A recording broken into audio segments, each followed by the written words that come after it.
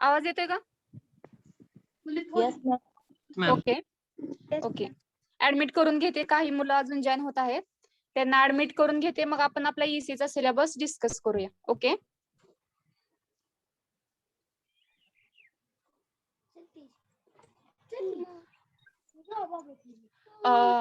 ठीक आहे, सगळी मुलं पार्टिसिपेट झालेली आहेत. सुरुवातीला मी माझे इंट्रोडक्शन करून देते. माय सेल्फ पिसे VJ, I am your subject teacher for EC subject, that is engineering chemistry subject. This is our first lecture. So we'll discuss in the first lecture, that is course objective, syllabus, and nature of the question paper. Okay. I will share the screen.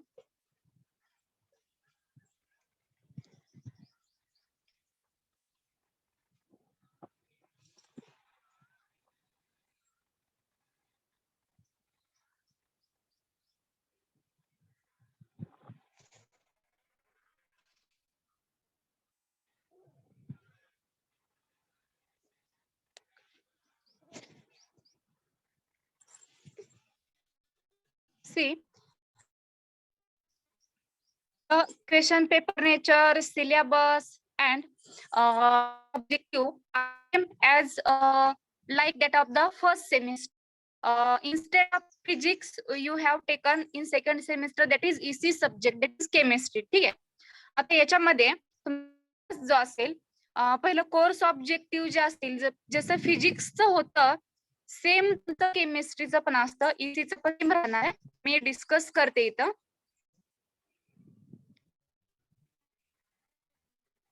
हे पहा, इथं तुमचा जो EC subject आहे त्याचं course nature आलेलं आहे. ठीक आहे. पहा, सगळ्यांना स्क्रीन दिसते का? Yes madam. हॅलो, स्क्रीन ना? ठीक आहे. ओके. पहा, पेज मीन्स पुण्य श्लोक Ahilya Devi, Solapur university, Solapur, first year BTech, that is all branches साठी आहे. आता हा जो सिलेबस आहे तुमचा, सेमिस्टर तुम्ही सेकंडला इंजिनिअरिंग केमिस्ट्री घेतले आणि फर्स्टला तुमचा फिजिक्स होता. ठीक आहे. म्हणून आता इथं आपण सेमिस्टर सेकंड म्हणणार आहोत. सेमिस्टर सेकंड साठी कोड आहे आपला C012 इंजिनिअरिंग केमिस्ट्री. आता याच्यामध्ये टीचिंग स्कीम पहा, एक्झामिनेशन स्कीम पहा. फर्स्ट सेमिस्टरचे ड्यू टू कोविड कंडिशन मुळे तुमचा सिलेबस हा 20% रिड्यूस केलेला होता. ठीक आहे. आता तुमचा इथं सिलेबस रिड्यूस होईल किंवा होणार नाही, मे बी, हे अजून आपल्याला माहिती नाही. होल सिलेबस मी तुम्हाला इथं डिस्कस करणार. ठीक आहे. आता एक्झामिनेशनची स्कीम पहा कशी असेल. थेअरी असेल 3 hours साठी, पर वीक 3 credits असतील, दॅट इज थेअरी. ESC असेल तुमची 70 मार्क्सची. लॅबोरेटरी जे वर्क्स असतं ते असतं 2 hours. अँड ISC ची एक्झाम असते तुमची 30 मार्क्सची. ICA असणार आहे तुमची 25 मार्क्स. हे असेल तुमचं examination scheme. Then course objective C012 म्हणजे केमिस्ट्रीचा कोड आहे तो आपला C012.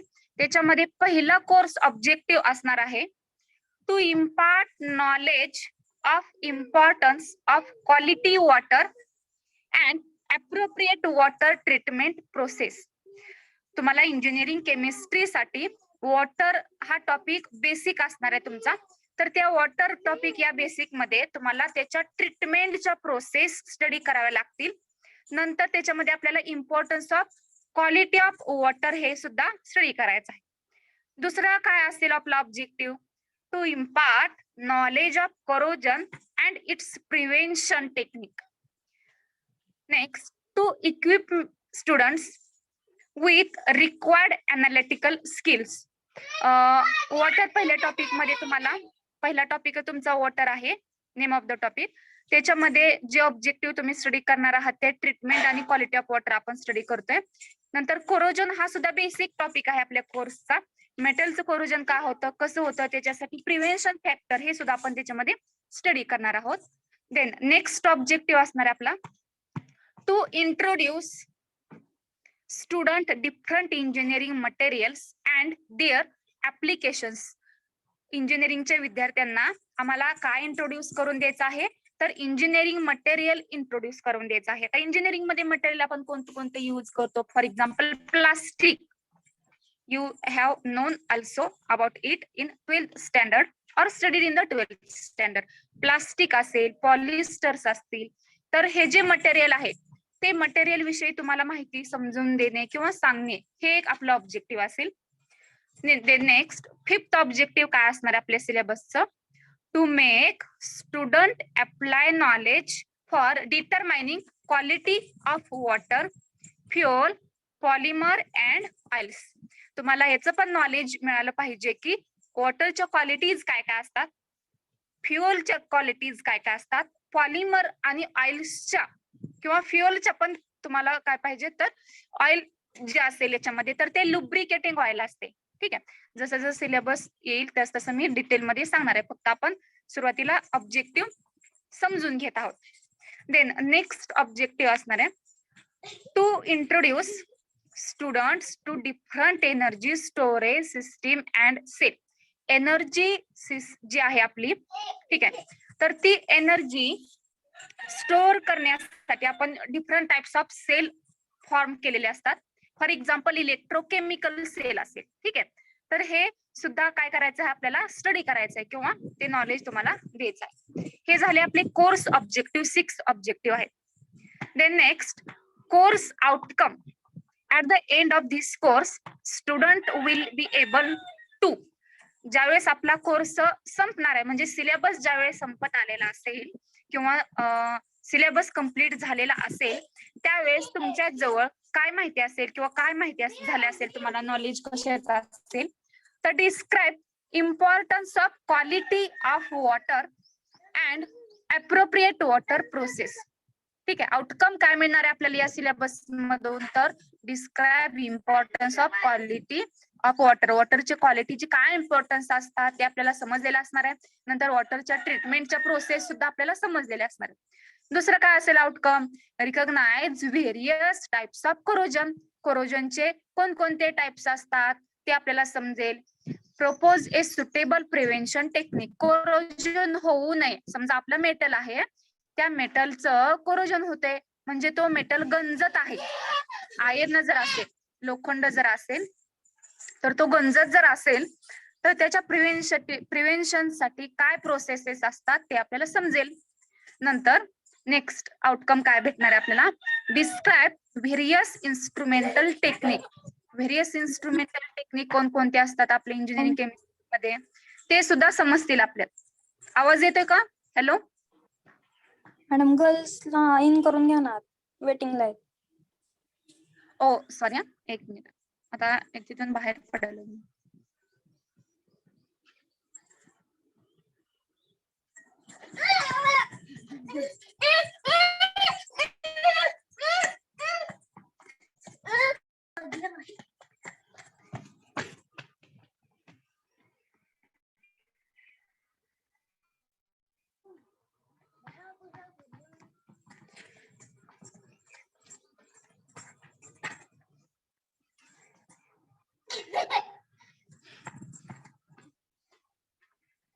ठीक आहे, ऍडमिट केले जॉईन व्हावं.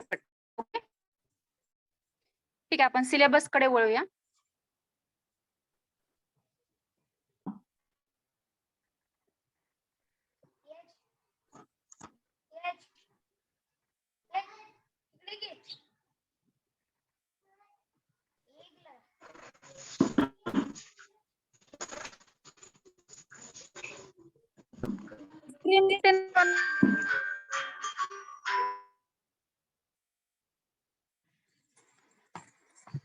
सर्वांना स्क्रीन दिसते? Hello, yes ma'am. Yes, okay okay, very good. Then next आपण आउटकम पाहत आहोत सिलेबसचे. मला वाटतं तिसरं चालू आहे, डिस्क्राईब व्हेरियस इन्स्ट्रुमेंटल टेक्निक. ठीक आहे, आपल्याला इंजिनिअरिंग केमिस्ट्री मध्ये वेगवेगळ्या टेक्निक स्टडी करायच्या आहेत. Then next identify and explain different engineering materials like metals असतील, सिरॅमिक असेल, फ्युअल्स असतील, लुब्रिकंट्स असतील, पॉलिमर्स असतील, for various engineering and day to day applications. आता तुम्हाला इंजिनिअरिंग केमिस्ट्रीमध्ये बेसिक जे मटेरियल्स असतात, समजा तुम्हाला एखादं इन्स्ट्रुमेंट तुम्ही तयार करत आहात किंवा ते इन्स्ट्रुमेंट तयार केलेलं आहे आणि ते तुम्हाला स्टडी करायचे, तर त्याच्यामध्ये कोणतं मेटल यूज करतोय आपण, मटेरियल कोणतं यूज करतोय. फॉर एक्झाम्पल मेटल्स असतील, नंबर ऑफ मेटल्सचे आहेत, तर आयर्न असेल किंवा अल्युमिनियम असेल, ठीक आहे. तर गोल्ड असेल, मे बी सिल्वर असेल, कोणतेही मेटल पासून जर मटेरियलचा एखादा पार्ट बनलेला असेल किंवा सिरेमिक पासून बनलेला असेल किंवा फ्युअल्स त्याच्यामध्ये असेल, तर हे सगळं सिलेबस संपताना जे आउटकम भेटते.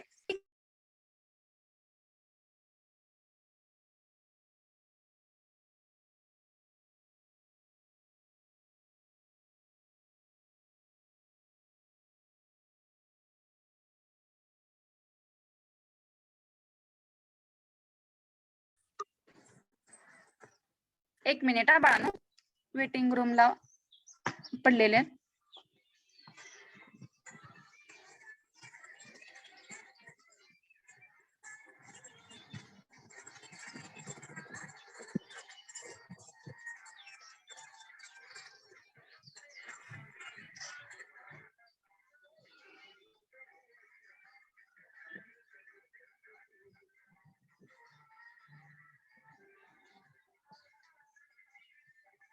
देन नेक्स्ट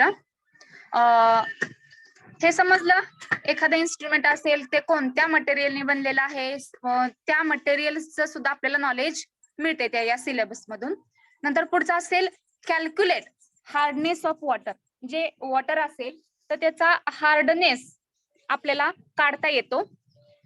नंतर कॉन्सन्ट्रेशन ऑफ अननोन सोल्युशन. एखादं सोल्युशन आहे 1 मोलारचा असेल किंवा 2 मोलारचा असेल किंवा 3 मोलारचा आहे, तर ते कसं बनवलं, तुम्ही 12वीला जे प्रॅक्टिकल्स केले असतील त्याच्यामध्ये नॉर्मॅलिटी, मोलॅरिटी वगैरे तुम्ही स्टडी केला असेल, तर त्याच्यामध्ये सोल्युशनचे कॉन्सन्ट्रेशन आपल्याला फाइंड आउट करायचं असेल तर तिथं व्यवस्थित समजलेलं नसते, तर इथं आपण डिग्रीला डिटेलमध्ये ते स्टडी करणार आहोत, तर हे सुद्धा तुम्हाला नॉलेज मिळून जाते. नंतर calorific value of fuel. Fuel जे असेल तर त्या फ्युअलची कॅलोरिफिक व्हॅल्यू कशी काढायची, सॅपॉनिफिकेशन आणि ऍसिड व्हॅल्यू कशी काढायची ऑइलची, हे सुद्धा नॉलेज तुम्हाला मिळून जाते आपल्या सिलेबस मधून.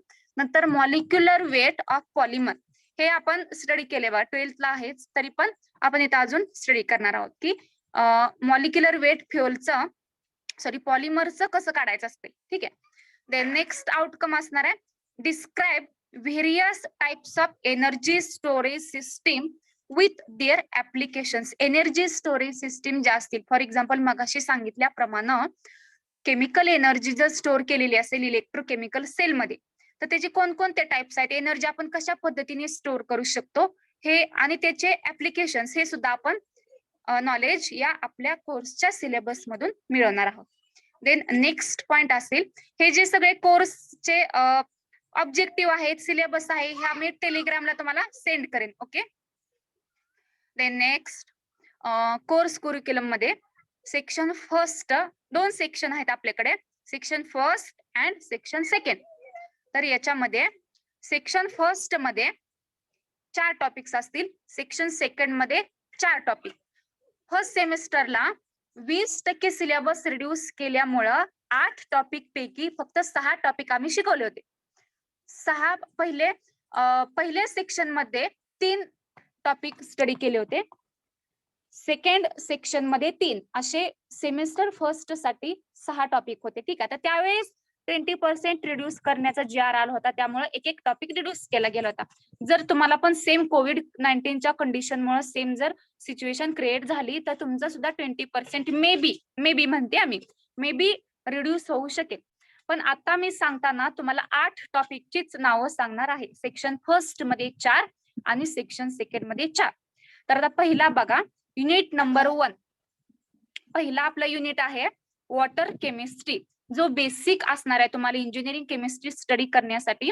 आपला जो पहिला टॉपिक असणार आहे हा नेहमी बेसिक असतो. वॉटर केमिस्ट्री आपल्याला पहिल्यांदा पाण्यापासूनच सुरुवात करावी लागते, त्यामुळे वॉटर केमिस्ट्री हा बेसिक टॉपिक ठेवलेला आहे किंवा आहे. तर याच्यासाठी मिनिमम 7 लेक्चर लागतात, पण हा आपण 10 ते 12 लेक्चर मध्ये संपवतो व्यवस्थित. ठीक आहे. नंतर मार्क्स किती असतात याला, तर 16 मार्क्स असतं. म्हणजे तुमची एक्झाम जी असणार आहे 50 मार्कची, त्या 50 मार्क्स मध्ये थेरीची एक्झाम, त्याच्यामध्ये 16 मार्क्स हे वॉटरसाठी असणार आहे. ठीक आहे. देन नेक्स्ट, आता हा सिलेबस डिटेल मध्ये पाहूया आपण. इंट्रोडक्शन असणार आहे, नंतर वॉटर क्वालिटी पॅरामीटर्स असतील, like pH, acidity, alkalinity, total solid, dissolve solid, नंतर डिझॉल्व ऑक्सिजन, नंतर क्लोराईड असेल, शुमिकडे ते शर्ट्स काढते, ऑक्सिजन असेल, क्लोराईड असेल, क्लोराईडचं डेफिनिशन असेल, अँड परमिसिबल लिमिट्स असतील ऍज पर BIS. ओके. नंतर BOD, that means biological oxygen demand. COD means chemical oxygen demand. याच्यामध्ये आपल्याला काय स्टडी करायचंय, डेफिनेशन, डिटर्मिनेशन अँड सिग्निफिकन्स म्हणजे महत्व किंवा इम्पॉर्टन्स म्हणूया आपण त्या. नंतर पुढचा पॉइंट असेल एक्सप्लेनेशन ऑफ अंडरस्टँडिंग रिमेंबरिंग. याचा आपल्याला एक्सप्लेनेशन करायचंय, समजून घ्यायचंय आणि रिमेंबरिंग करायचं म्हणजे आठवायचे. ठीक आहे. नंतर पुढचा पॉइंट असेल 1.2 हार्डनेस, टाइप्स ऑफ हार्डनेस. त्याच्यामध्ये टेम्पररी,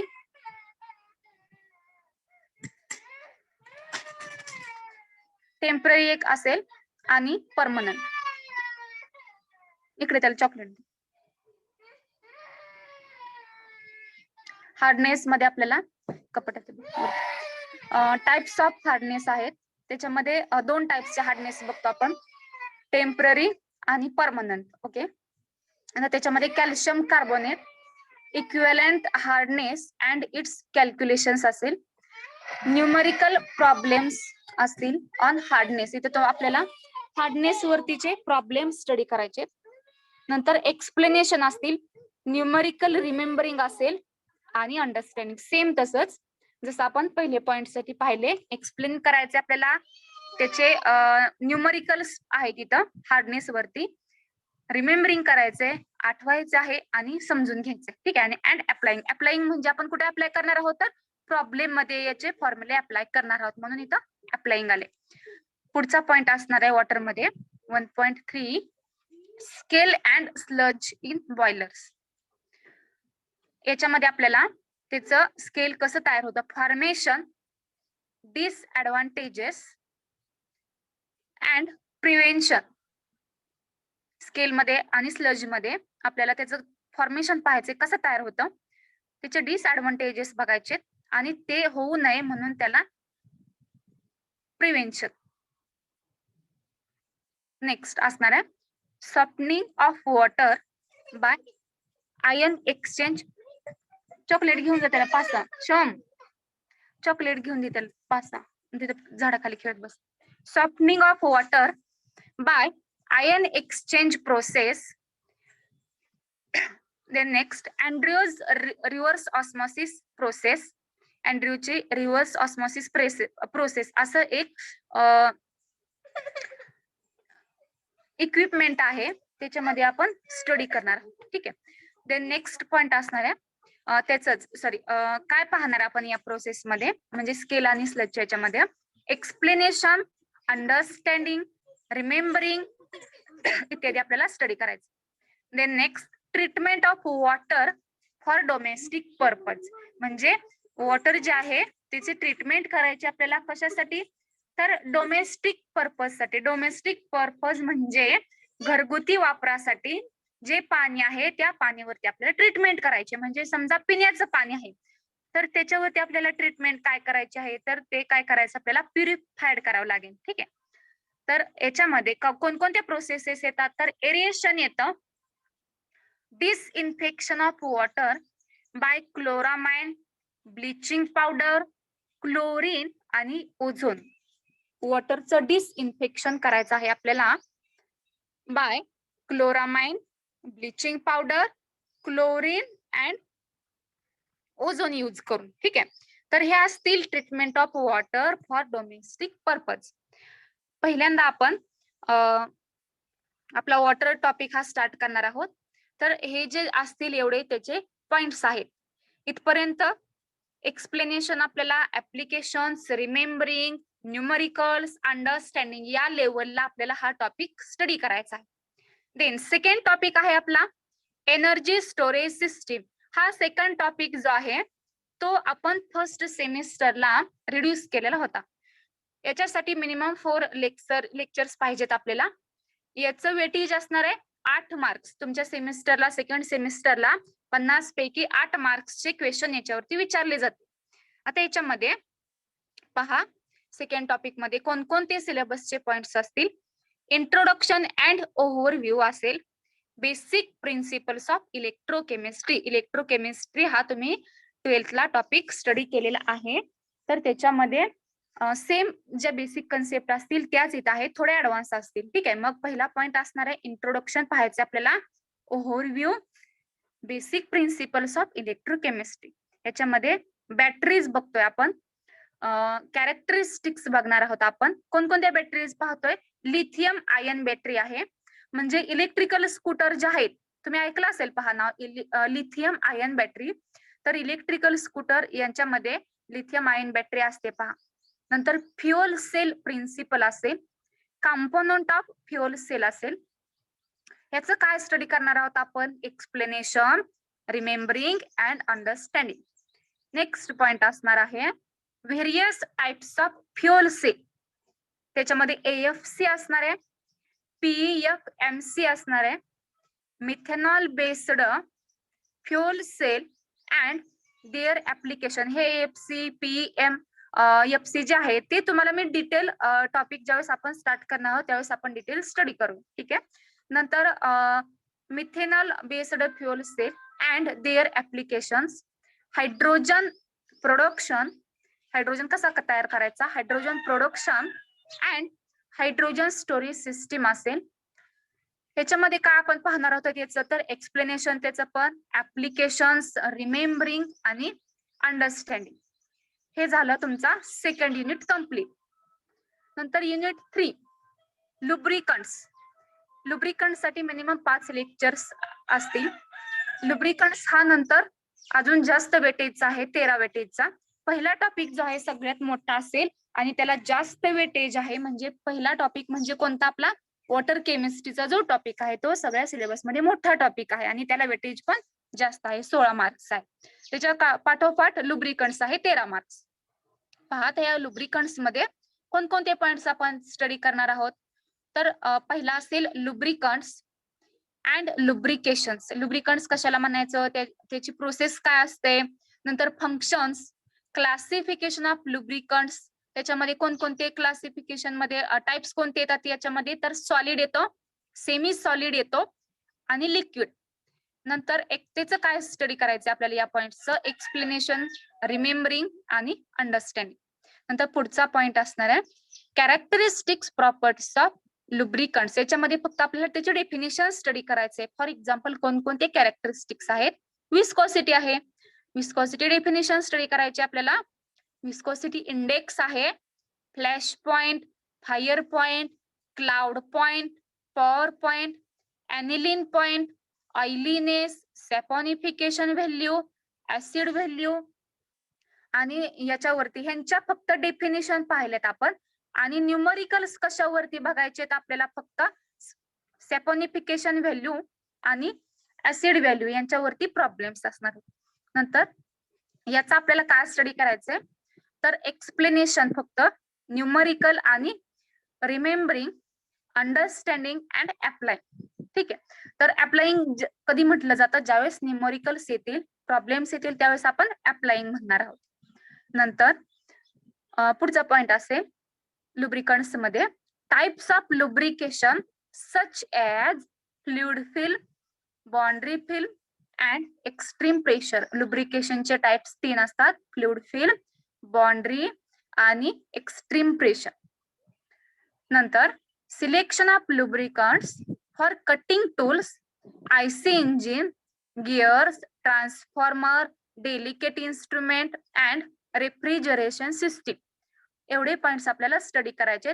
यांचा आपण काय काय स्टडी करणार आहोत? एक्सप्लेनेशन, ऍप्लिकेशन, रिमेंबरिंग आणि अंडरस्टँडिंग. इथं तुमचा तिसरा टॉपिक संपत आहे. कोणता? लुब्रिकंट्स. ओके, लुब्रिकंट्स या टॉपिक साठी 13 मार्क्स आहेत.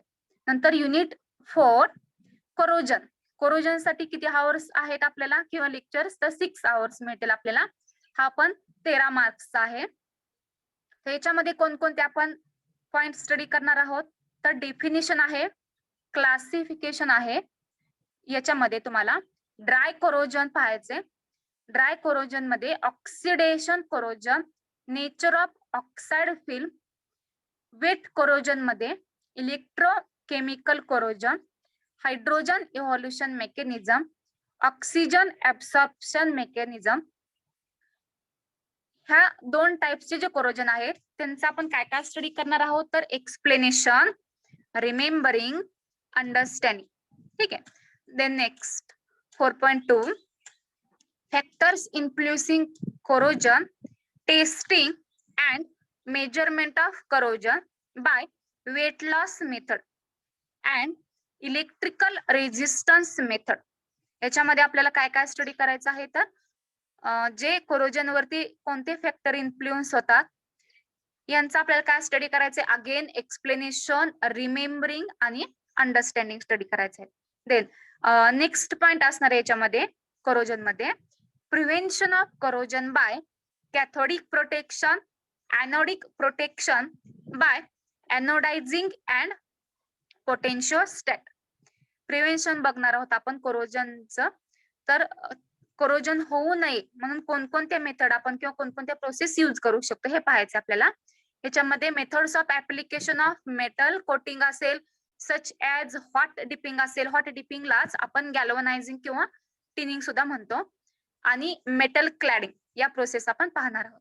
तर याच्यामध्ये अगेन आपल्याला काय स्टडी करायचंय? एक्सप्लेनेशन असेल, रिमेंबरिंग असेल आणि अंडरस्टँडिंग असेल. इथं तुमचा सेक्शन फर्स्ट कंप्लीट होतो. सेक्शन फर्स्ट मध्ये आपण 4 टॉपिक्स पाहणार आहोत. सेम तसंच सेक्शन सेकंड मध्ये सुद्धा 4 टॉपिक्स असतील. त्याच्यामध्ये नंतर सेक्शन सेकंड मध्ये पहिला किंवा 5 म्हणूया आपण मेटल्स, अलॉयज अँड सिरेमिक्स असेल. तर याला वेटेज आहे 10 मार्क्सचं. आवर्स असतील 5. याच्यामध्ये आपण कोणकोणते पॉइंट स्टडी करणार आहोत? तर मेटॅलिक मटेरियल असतील. टॉपिकचं नावच आहे मेटल्स, अलॉयज अँड सिरेमिक. हा टॉपिक सुद्धा सेमिस्टर फर्स्ट मध्ये रिड्यूस केला होता.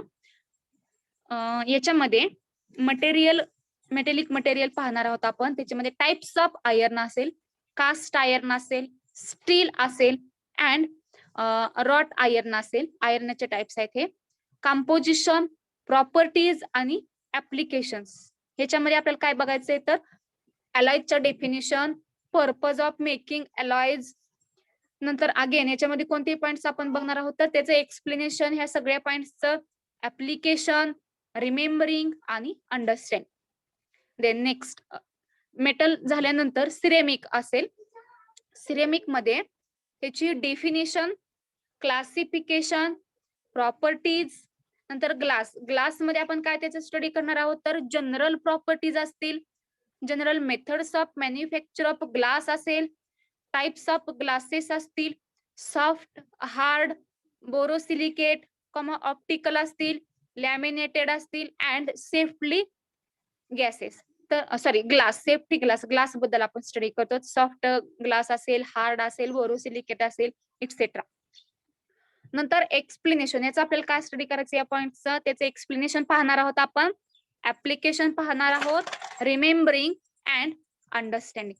देन नेक्स्ट युनिट 5 इथं कंप्लीट होते तुमचा. युनिट 6 असेल फ्युअल. फ्युअल हा अगेन टॉपिक 15 मार्क्सचा आहे बघा, मोठा आहे. आणि त्याच्यासाठी 7 लेक्चर पाहिजेत किंवा सफिशियंट आहेत. याच्यामध्ये आपण कोणकोणते पॉइंट्स पाहणार आहोत फ्युअल मध्ये? फ्युअलचे इंट्रोडक्शन बघायचे आपल्याला, classification, characteristics of good fuel, comparison between solid, liquid and gaseous fuel, then calorific value, gross and net, explanation, याचं आपल्याला काय स्टडी करायचंय तर एक्सप्लेनेशन, रिमेंबरिंग आणि अंडरस्टँडिंग. नंतर नेक्स्ट पॉइंट असणार आहे फ्युएल मध्ये determination of calorific value by bomb calorimeter and Boys calorimeter. नंतर Dulong's formula for calorific value. आता फॉर्म्युला आला म्हणजे याच्यामध्ये न्यूमरिकल सुद्धा असतील, numerical problems on calorific value. Then next याच्यामध्ये काय स्टडी करायचे परत अगेन आपल्याला एक्सप्लेनेशन बघणार आहोत आपण, ऍप्लिकेशन, न्यूमरिकल, रिमेंबरिंग, अंडरस्टँडिंग आणि अप्लाइंग. न्यूमरिकल्स असल्यामुळे अप्लाइंग सुद्धा पाहायचं आपल्याला. पुढचा पॉइंट असणार आहे फ्युएल मध्ये पेट्रोलियम. त्याच्यामध्ये आपल्याला काय स्टडी करायचं आहे, introduction, composition, classification, origin, refining of crude oil. नंतर बायोडिझेल येतोय, बायोडिझेल मध्ये आपल्याला introduction, preparation, advantages and disadvantages पाहायचेत आपल्याला. याच्यामध्ये परत आपण एक्सप्लेनेशन, त्याचं रिमेंबरिंग आणि अंडरस्टँडिंग पाहणार आहोत. इथं तुमचा फ्युएल म्हणजे 6th टॉपिक किंवा 6th युनिट कंप्लीट होत आहे. नंतर युनिट 7 असणार आहे पॉलिमर्स. ते पण हे हा जो टॉपिक आहे पॉलिमर तो जो तुम्ही 12th ला स्टडी केलं ना, 12th सायन्सला, सेम तसाच आहे पॉलिमर. ठीक आहे, हा पण मोठा आहे, वॉटर एवढा टॉपिक असणार आहे, 16 मार्क्सचा असेल आणि त्याला पण 7 लेक्चरची गरज आहे. तर याच्यामध्ये कोणते पॉइंट्स आपण पाहणार आहोत पहा, तर पॉलिमरायझेशन असेल, टाइप्स ऑफ पॉलिमरायझेशन असतील, डिग्री ऑफ पॉलिमरायझेशन म्हणजे डीपी म्हणतो आपण त्याला, numerical problems on degree of polymerization, number, average molecular weight, याचे डेफिनेशन्स आणि प्रॉब्लेम्स पण असतील. तर या वरच्या पॉइंट्सचे आपण त्याचे एक्सप्लेनेशन पाहणार आहोत. ऍप्लिकेशन, न्यूमेरिकल रिमेंबरिंग, न्यूमेरिकल्स आणि रिमेंबरिंग आणि अंडरस्टँडिंग आणि अप्लाय. नंतर पुढचा येतो त्याच्यामध्ये सब पॉइंट प्लास्टिक. तर त्याची definition, properties, types of plastic, त्याच्यामध्ये थर्मोसॉफ्टनिंग आणि थर्मोसेटिंग असेल, properties and application of PVC and PET, moulding असेल of plastic into article, that is compression असेल, एक्सट्रुशन असेल आणि इंजेक्शन. ह्या पॉइंटचं पण आपल्याला, प्लास्टिकच्या पॉइंटचं पण आपल्याला एक्सप्लेनेशन पाहायचे. नंतर ऍप्लिकेशन, रिमेंबरिंग आणि अंडरस्टँडिंग. देन नेक्स्ट येतो याच्यामध्ये रबर. रबरचं आपल्याला काय स्टडी करायचंय, classification, isolation of natural rubber, vulcanization, properties and application of buna S rubber, thiokol rubber, biodegradable polymers. Next biodegradable polymer म्हणजे जो नष्ट होऊ शकेल निसर्गामध्ये असा पॉलिमर तयार करायचा आपल्याला. त्याचं इंट्रोडक्शन, एक्झाम्पल्स विथ ऍप्लिकेशन्स. आता याच्यामध्ये तुम्हाला त्याचं अगेन एक्सप्लेनेशन, ऍप्लिकेशन, रिमेंबरिंग आणि अंडरस्टँडिंग पाहायचं. नंतर लास्टचा असणार आहे तुमचा unit 8, that is modern analytical techniques. याचे छोटा टॉपिक आहे हा, 4 लेक्चरचा असेल. मार्क्स किती असतील, याला वेटेज किती आहे तुमच्या एक्झामला, तर 9 मार्क्स असणार आहे. तर याच्यामध्ये आपल्याला बेसिक कन्सेप्ट स्टडी करावे लागतात. कॉन्सन्ट्रेशन ऑफ सोल्युशन असेल, तर त्याच्यामध्ये जे तुम्ही 12th ला स्टडी केलं आहे, मोलॅरिटी, नॉर्मॅलिटी, मोल फ्रॅक्शन असेल. आता मोल फ्रॅक्शन वरती प्रॉब्लेम्स असतात माहिती आहे तुम्हाला, मग त्याचे डेफिनेशन आणि न्यूमेरिकल सुद्धा असणार आहे इथं. नंतर एक्सप्लेनेशन असेल, ऍप्लिकेशन्स असतील, न्यूमेरिकल असतील, रिमेंबरिंग पाहायचं आपल्याला, अंडरस्टँड करून घ्यायचं आणि अप्लाय करायचं. नंतर पुढचं असणार आहे क्रोमॅटोग्राफी.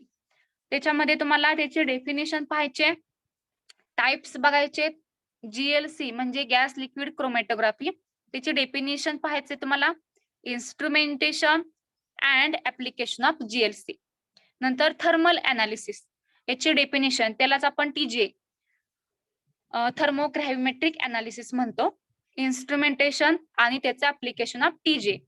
देन नेक्स्ट एक्सप्लेनेशन, त्याचं पाहायचंय, रिमेंबरिंग, आठवायचे आपल्याला आणि समजून घ्यायचे, अंडरस्टँडिंग. आयसी जी असणार आहे बघा, इन सेमिस्टर इव्हॅल्युएशन जी एक्झाम असते तुमची आयएससी, तर ती एमसीक्यू बेस्ड असते. आयएससी शाल be based upon students performance in minimum 2 set. Syllabus संपला. आता मी एक्झाम कशा असतात तुमच्या, आयसीए आणि आयएससी या 2 टाइपच्या एक्झाम्स असतात, तुम्हाला माहितीये.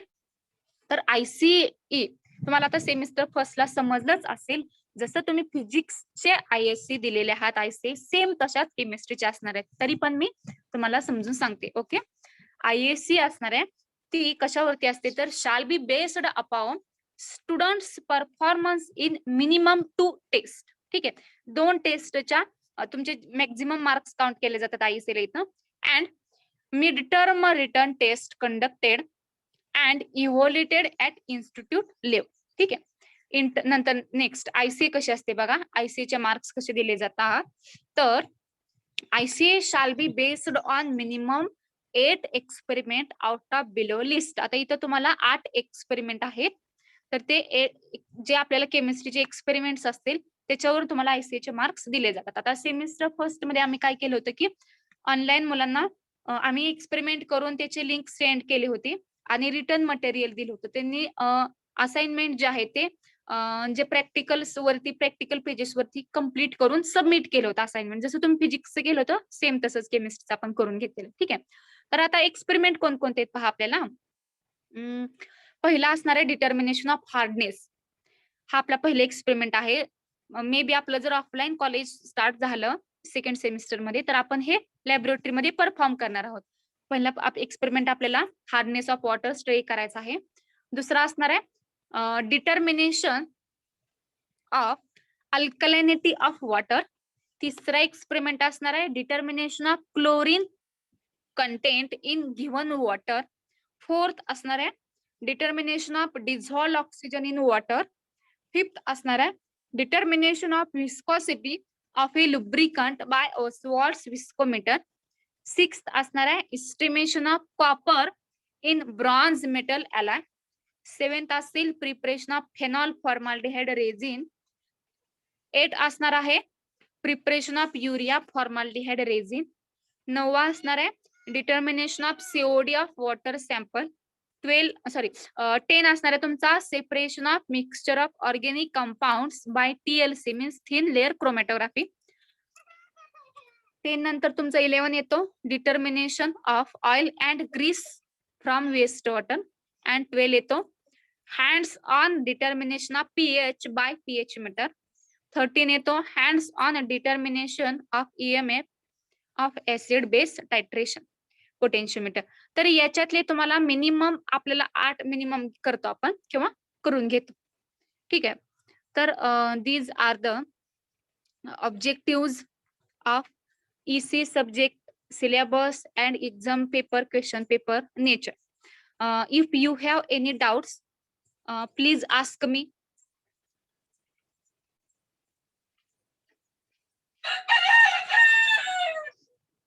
काही डाउट्स असतील तर विचारा.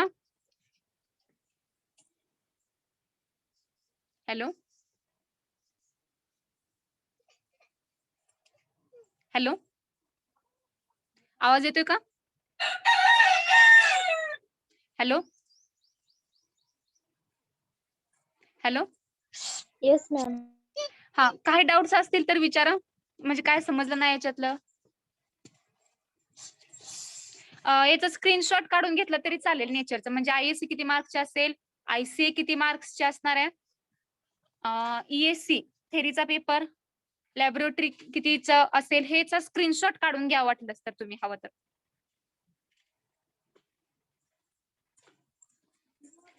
ही सिलेबसची, सगळ्या सिलेबसची जी PDF आहे ती टेलिग्रामच्या चॅनेलवरती तुम्हाला सेंड केली जाईल. ठीक आहे, तरी पण स्क्रीनशॉट काढून घेतला तरी सुद्धा चालेल. Okay okay ma'am. ठीक आहे, तर आपण आपला फर्स्ट टॉपिक जो आहे वॉटर, किती मार्क्सचा आहे, 16 मार्क्सचा, तर तो आपण स्टार्ट करूया. ठीक आहे, तुमचा अटेंडन्स जो आहे तो अटेंडन्स चॅट बॉक्स मध्ये अटेंडन्स टाका.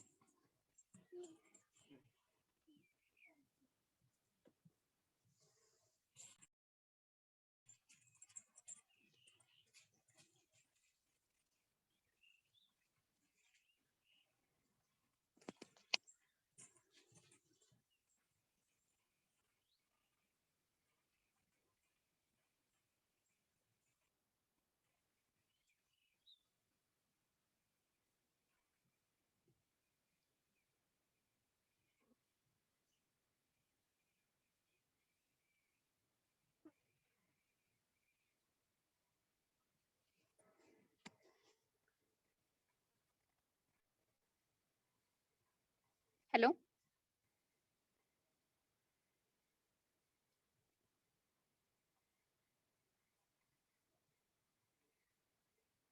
आवाज येतोय का?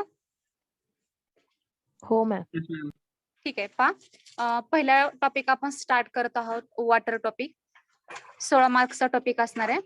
तर त्याच्यामध्ये पहिल्या पॉइंट्स मध्ये आपण सिलेबस मध्ये पाहिलं की वॉटरच्या क्वालिटी पॅरामीटर्स पाहायचेत आपल्याला. तर या नोट्स वॉटरच्या ओपन केलेले आहेत मी.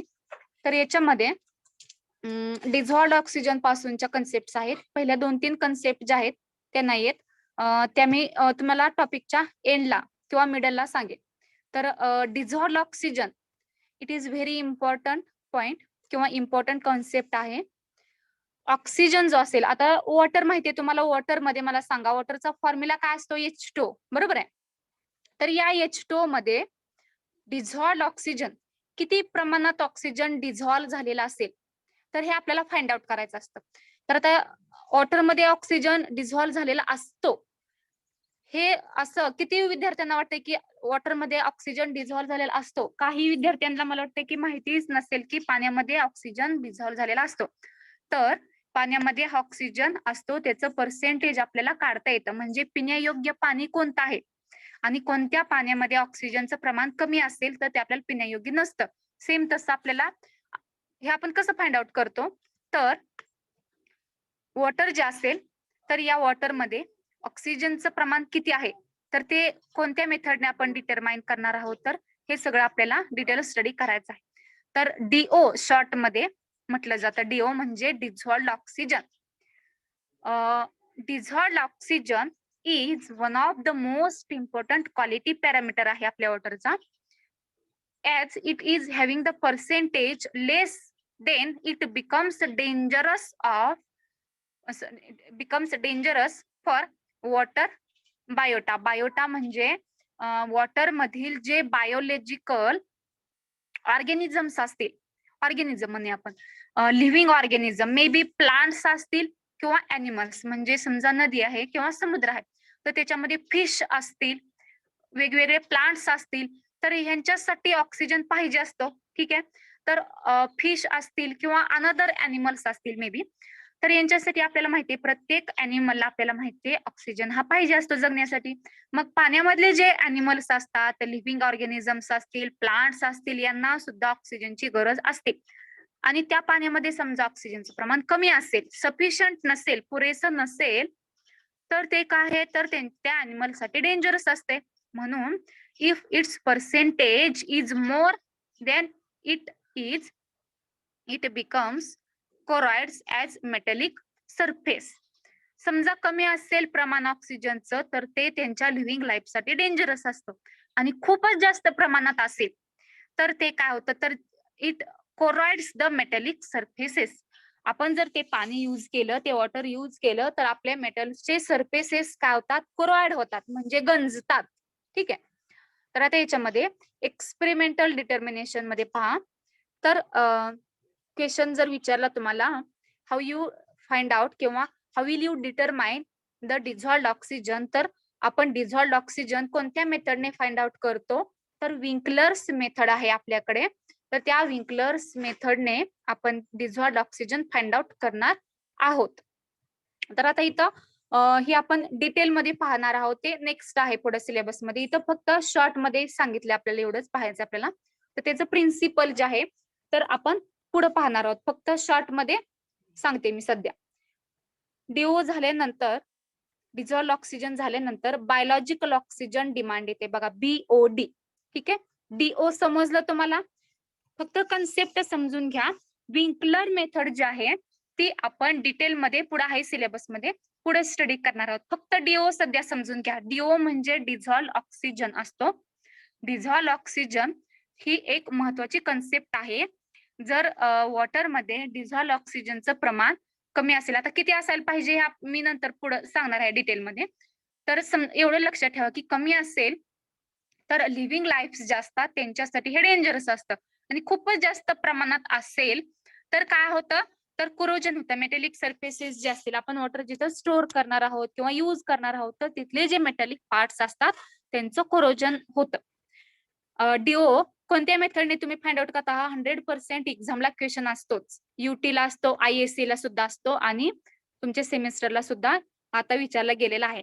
तर डीओ म्हणजे डिझॉल्व्ड ऑक्सिजन कोणत्या मेथडने आपण डिटरमाइन करतो, तर त्याच्यासाठी विंकलर मेथड आहे. ठीक आहे, लक्षात ठेवायचं, डीओ आपण विंकलर मेथडने डिटरमाइन करतो. नंतर पुढची कन्सेप्ट असणार आहे आपली बायोलॉजिकल ऑक्सिजन डिमांड. हे डीओ समजलं का सर्वांना? समजत नसेल, फास्ट होत असेल तर लगेच सांगत जा. डीओ समजलं? Yes ma'am. Okay okay, very good, very nice. The next concept असणार आपली बायोलॉजिकल ऑक्सिजन डिमांड. ठीक आहे, तर सगळ्यांनी चॅट बॉक्स मध्ये तुमचे रोल नंबर जसं तुम्ही फर्स्ट सेमेस्टरला टाकत होता सेम तसं टाका. जरी काही विद्यार्थ्यांचं राहिला असेल तर त्यांनी मला मेसेज मध्ये सांगा. तुम्ही मला व्हॉट्सअपला मेसेज करू शकता. माझा नंबर घेतला तरी चालेल, मी सांगते इथं 7218. सगळ्यांनी माझा नंबर नोट करून घ्या, 72 18 88 52 12. समजा तुम्ही चॅट बॉक्स मध्ये रोल कॉल वगैरे टाकला नसेल तर मला व्हॉट्सअपला मेसेज करा. ठीक आहे, तुम्ही किती मुलं पार्टिसिपेट झाला त्याच्यावरूनच मी तुम्ही जे पार्टिसिपेंट्स दिसतायत त्याच्यावर तुमचा रोल कॉल टाकत आहे. ठीक आहे, काही वेळेस काय होतं, काही मुलं चॅट बॉक्स मध्ये विसरतात, तर पार्टिसिपेंट किती झालेले असतात त्याच्यावरून समजते की जरी तुम्ही ड्यू टू पोअर कनेक्शन मुळे लिव्ह जरी झाला असतील, पण पार्टिसिपेंट वरून तुमची अटेंडन्स लागते. मी स्क्रीनशॉट काढून घेतलेला आहे, त्याच्यामध्ये तुमची अटेंडन्स टाकली जाईल. तर biological oxygen demand, that is त्याला आपण शॉर्ट मध्ये बीओडी म्हणणार आहोत. ही जी कन्सेप्ट आहे बायोलॉजिकल ऑक्सिजन डिमांड, ती डीओ सारखीच आहे, पण डीओ आणि बीओडी मध्ये मुलं काय करतात तर कन्फ्यूज होतात. आता याच्यामध्ये पहा, sewage or any waste water असेल, घरगुती किंवा सांडपाणीचं जे असेल पाणी, ते पाणी, it contains both aerobic and anaerobic bacteria. Biological oxygen demand ही काय कन्सेप्ट आहे आपल्याला समजून घ्यायचं, आपण डिटेलमध्ये समजून घेत आहोत. सिवेजचे जे पाणी असतं म्हणजे सांडपाणी, घरगुती सांडपाणी असेल किंवा एनी वेस्ट वॉटर असेल, तर त्याच्यामध्ये काय असतं, एरोबिक आणि अनएरोबिक बॅक्टेरिया असतात. आता एरोबिक बॅक्टेरिया आणि अनएरोबिक बॅक्टेरिया कशाला म्हणायचं? एरोबिक बॅक्टेरिया म्हणजे ज्या बॅक्टेरियांना जिवंत राहण्यासाठी ऑक्सिजनची गरज असते किंवा इन प्रेझेन्स ऑफ ऑक्सिजन असतील त्या एअर, आणि अनएरोबिक म्हणजे त्यांना ऑक्सिजनची गरज नसणार आहे. एरोबिक आणि अनएरोबिक बॅक्टेरिया सिवेजच्या पाण्यामध्ये असतात. मायक्रो ऑर्गॅनिझम सुद्धा असतात, and which can bring about the oxidation of organic compound present in it. मग हे काय करतात, तर जे पाण्यामध्ये वेगवेगळे टाइप्सचे कंपाऊंड्स असतील, ऑक्सिडेटिव्ह कंपाऊंड्स, ठीक आहे, तर त्यांचं काय करतात, ऑक्सिडेशन घडवून आणतात. म्हणजे समजा पाणी आहे आणि त्याच्यामध्ये काही कचरा आहे, ठीक आहे, पालापाचोळा असेल, कचरा असेल, तर पाण्यामधील जे एरोबिक अनएरोबिक बॅक्टेरिया असतात त्या काय करतात, तर त्या पालापाचोळा असेल त्याचं ऑक्सिडेशन घडवून आणतात. तुम्ही जर पाहिलं असेल पाण्यामध्ये पालापाचोळा समजा पडलेला दिसत असेल, समजा आज पाहिला आपण आपल्याला दिसतोय, 1-2-3 दिवसांनी जर तुम्ही पाहिलं तर त्याचं डिस्ट्रक्शन झालेलं तुम्हाला दिसून येतं. आपोआप डिस्ट्रक्शन होत नसते, तर त्याचं डिस्ट्रक्शन कोण घडवून आणतं, तर एरोबिक आणि अनएरोबिक बॅक्टेरिया, मायक्रो ऑर्गॅनिझम घडवून आणतात. When these decomposition takes place in presence of full of oxygen, हे जे ऑक्सिडेशन होणार आहे कंपाऊंड्स असतील त्यांचं, तर ते in presence of pool of oxygen मध्ये जर होत असेल तर same non objectionable stable end product such as carbon dioxide असतील, सल्फेट्स असतील किंवा ऑर्थोफॉस्फेट्स असतील and nitrates produces, this is called as aerobic decomposition. बघा, जर समजा ऑर्गेनिक पाण्यामधले जे ऑर्गेनिक मॅटर्स असतात, पालापाचोळा असेल, कचरा असेल, तर त्यांचं डिकम्पोजिशन कोण घडवून आणतं, मायक्रो ऑर्गॅनिझम, एरोबिक आणि अनएरोबिक बॅक्टेरिया घडवून आणतात. तर समजा त्यांनी हे डिकम्पोजिशन घडवून आणण्यासाठी पाण्यामधील ऑक्सिजनचा यूज केला किंवा नॉन ऑब्जेक्टिव्ह जर असतील, फॉर एक्झाम्पल सल्फेट असेल, ऑर्थोसल्फेट असणार आहे, कार्बन डायऑक्साइड असेल पाण्यामधला किंवा नायट्रेट्स जर असतील, तर this produces, this is called aerobic decomposition. त्यांचं पालापाचोळा असेल, कचरा असेल, त्यांचं डिकम्पोजिशन झाल्यानंतर ऑर्थोफॉस्फेट तयार होऊ शकतो, प्रोड्युसेस म्हटले बघा, स्टेबल एक प्रोडक्ट एंड प्रोडक्ट तयार होऊ शकतो, कार्बन डायऑक्साइड किंवा नायट्रेट्स हे तयार होतात. या प्रोसेसला आपण म्हणतो एरोबिक डिकम्पोजिशन. काय म्हणतो? Aerobic decomposition. ठीक आहे. आता ही प्रोसेस मी रिएक्शन मध्ये तुम्हाला खाली दाखवते. Organic matter plus free oxygen forms aerobic bacteria. Organic matter असतो पाण्यामधला, तो कशा बरोबर रिएक्ट होणार आहे? ऑक्सिजन बरोबर. आणि त्यांचं काय तयार होतात? तर प्रोडक्ट्स तयार होतात. नॉन ऑब्जेक्शनेबल ऑर्डर असतो त्याचा. कोणकोणते तयार होतात? कार्बन डायऑक्साइड असू शकतो, सल्फेट असू शकतो, ऑर्थोसल्फेट असतो किंवा नायट्रेट्स असतात. ठीक आहे. कोणकोणते compound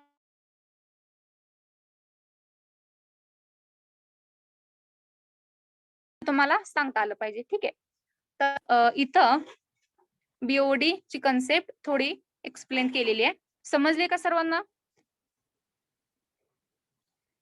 yes ma'am. Okay.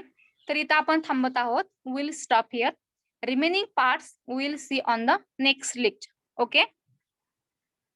If you have any doubt, please ask with me or chat with me in WhatsApp group.